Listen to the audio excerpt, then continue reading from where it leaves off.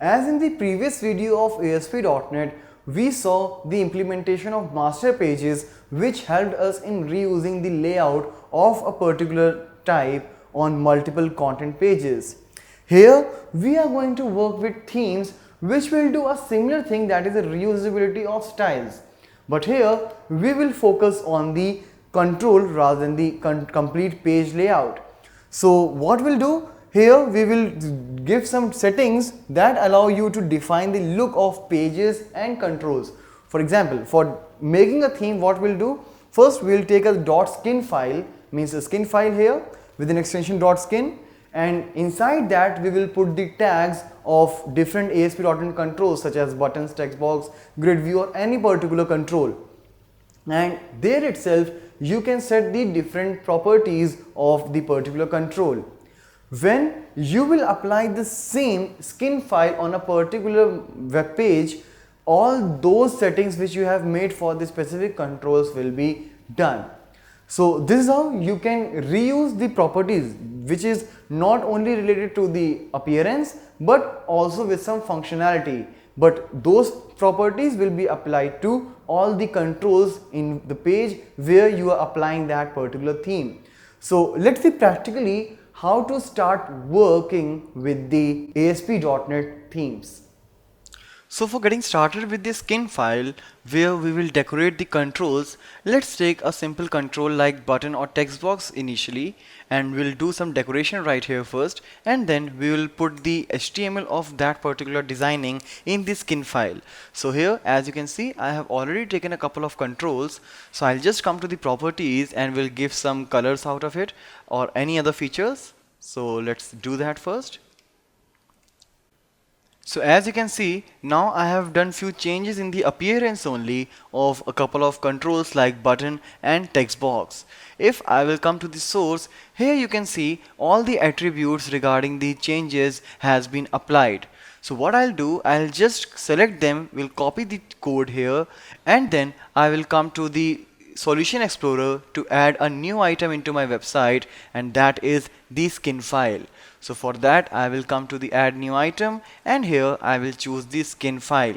Accordingly you can rename your file name also, and as soon as you will add, it will ask you to add this particular kind of file in the folder named app_themes. So I don't mind that, I will say yes, and as soon as I'll do that, it will create the app_themes folder, inside which there is a folder called skin file, and inside which you will find this skin file.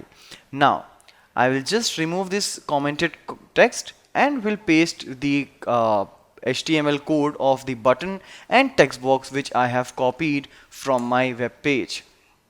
So let's break them into multiple lines to just read them easily. So here you can see a button and text box, these two styles have been pasted. Make sure, as I have removed the BR tag, there should not be any other tag in this particular file. Only the control tags should be there. Apart from that, we also have to remove the ID property, because when we will apply this skin file to the any web page, the controls of that particular web page will take the attributes from this only, and along with that it will also take the ID. So ID for all controls cannot be same. So from here I will remove the ID attribute, and after that if I will apply this skin file on any particular web page, and as soon as I will add the text box and buttons, they will be coming under the same appearance. So let's save this one, and after that I will just come to the home page again, and here I will come to the page directive where I will say style sheet theme is equal to, and depends how many skin files you have created, accordingly all names will be displayed after that. So here I just have one, so it is skin file. Now let's remove this particular kind of text which we have earlier, and let's add the button and the text box again. So there are the couple of controls which I have added. Let's come to the design, and you can see like by default now they are having the styles which we have designed in this skin file.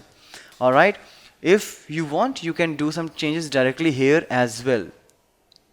Now Let's take in another scenario where I want to get the buttons or text box of multiple different styles.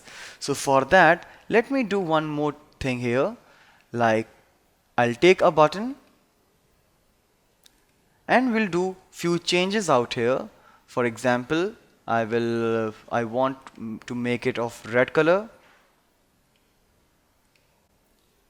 border black. Alright, so this is the another type of button which I want to be in my website. Right? So what I'll do, I'll just paste it also in the skin file and will remove the ID property like I did earlier. Alright, after that, let's make the width equal. Alright, okay. So now what I'll do is when I'll come back to my web page, I will remove the buttons, and when I'll re-add the button, what it will do? It will just show me red. Why? Because initially I defined the blue button and then later I defined the red button. So the red one will override the blue button. But if I want that I should be able to choose whether I want to make my button as blue or red, so for that I will add another attribute here called skin ID. And I'll do this, I'll pass the value skin ID is equal to blue, and here I will do skin ID is equal to red. Alright, so let's come here again and remove the buttons.